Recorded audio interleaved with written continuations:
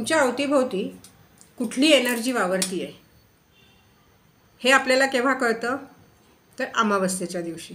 कारण अमावस्येच्या दिवशी आपल्याबरोबर जे घडतं, जे नको असताना घडतं, जे मनाविरुद्ध असतं, त्यामुळे आपण फार भयभीत होतो आणि टेन्शनमध्ये येतो. तर खूपदा असं होतं की आपण ठरवतो एक आणि होतं एक. तर मंडळी, आजचा विषय खूप खास होणार आहे. मी ऑकल्ट एक्सपर्ट माझ्या मिस्टिकल एरा या चॅनलमध्ये आपलं मनापासून स्वागत करते. कसे आहात? छान असाल, मस्त असाल आणि माझे व्हिडिओ पाहत असाल.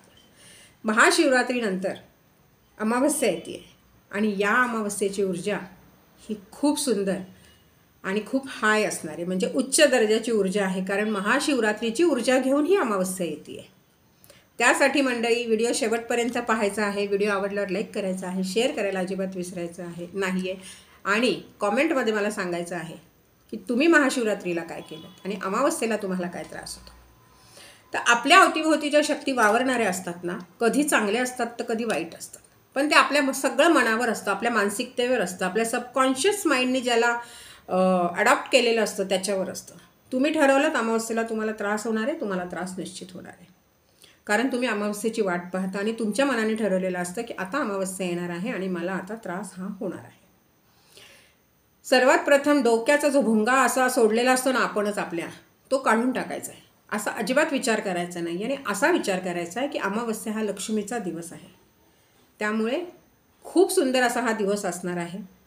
जे काही मला वाईट माझ्याबरोबर घडतं अमावस्येच्या दिवशी, या अमावस्येला माझ्याबरोबर खूप सुंदर असं घडणार आहे, कारण मी लक्ष्मीची पूजा करणार आहे.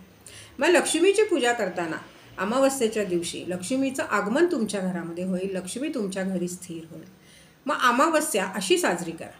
मी नेहमी सांगते, अमावस्या हा एक सोहळा आहे. जर आपण लक्ष्मी पूजनाच्या दिवशी अमावस्या असून एवढी मोठी लक्ष्मीची पूजा करतो, लक्ष्मी पूजा करतो, मग दुसऱ्या अमावस्यांना आपण का घाबरतो? काही कारणच नाही आहे कुठल्या अमावस्येला आपण घाबरायचं. सकारात्मकता कायम आपल्यावर काम करते आणि नकारात्मकताही कायम आपल्यावर काम करते, पण आपण काय करतो, नकारात्मकतेला जास्त महत्त्व देतो. पण मला हेच मुळात सांगायचं आहे तुम्हाला की सकारात्मकता आहे ना, तिला जास्त कामाला लावा. तुमची विल पॉवर जास्त स्ट्रॉंग ठेवा, तुमची मानसिकता चेंज करा, तुमची थॉट प्रोसेसच चेंज करा. विचारांचे बदल हे कायम तुम्हाला काहीतरी चांगलं देऊन जातील. आणि जेव्हा तुम्ही विचारांचे बदल घडवून आणता ना, त्यावेळेस तुमच्याही लक्षात येईल की रोजच्या जीवनामध्ये छोट्या छोट्या गोष्टी बदलायला लागल्यात आणि त्या छोट्या छोट्या गोष्टी जेव्हा बदलतात ना, त्याचा अनुभव जो असतो ना, हा अलौकिक असतो. जेव्हा एखादी गोष्ट आपल्या आयुष्यामध्ये ठीक नाही चाललेली आणि ती एकदम चांगली चालायला लागते ना, तेव्हा आपल्याला प्रश्न पडतो की खरंच हे घडतंय का? इतकं चांगलं कसं घडायला लागलं?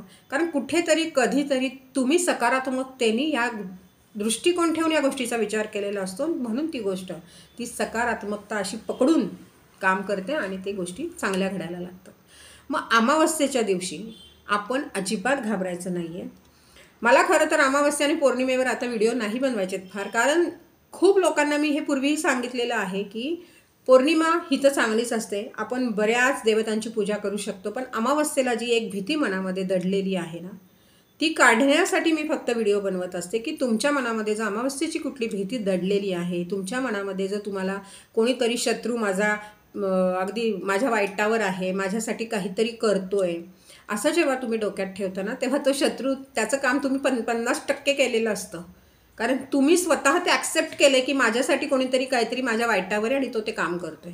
मग ते वाईटच तुमचं 50% काम करून जातं आणि 50% मग त्याला इझी होऊन जातं आणि तुम्ही इझी करताय त्याला ते काम करायला.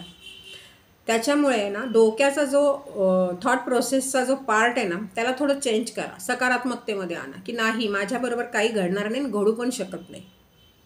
कळलं? आता जसं मी म्हणू शकते की माझे स्वामी बसलेले आहेत, मला काही होणार नाही, जिथे स्वामी पाय तिथे न्यून काय, स्वयंभक्त प्रारब्ध घडवी हे माय, जिथे स्वामी आहेत तिथे माझं कोणी काही बिघडवू शकत नाही. किती पण कोणी उतारे फुतारे तंत्र मंत्र काहीही करू दे, मला घेणं देणं नाही. माझे नाथ पण आहेत नवनाथ, ते बघून घेतील काय ते त्यांचं अंग अडवून त्या व्यक्तीला काय करायचं ते परस्पर करून टाकतील.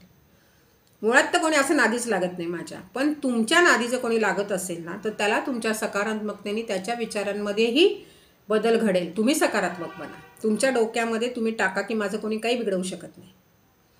सर्वात प्रथम काय असतं, तुमचा जो तुमच्यावर विश्वास असेल, तुमचा तुमच्या शक्तीवर विश्वास असेल, कारण प्रत्येक व्यक्तीमध्ये एक शक्ती जागृत असते, फक्त ते माहीत नसतं, फक्त ती आपल्याला जागृत करावी लागते.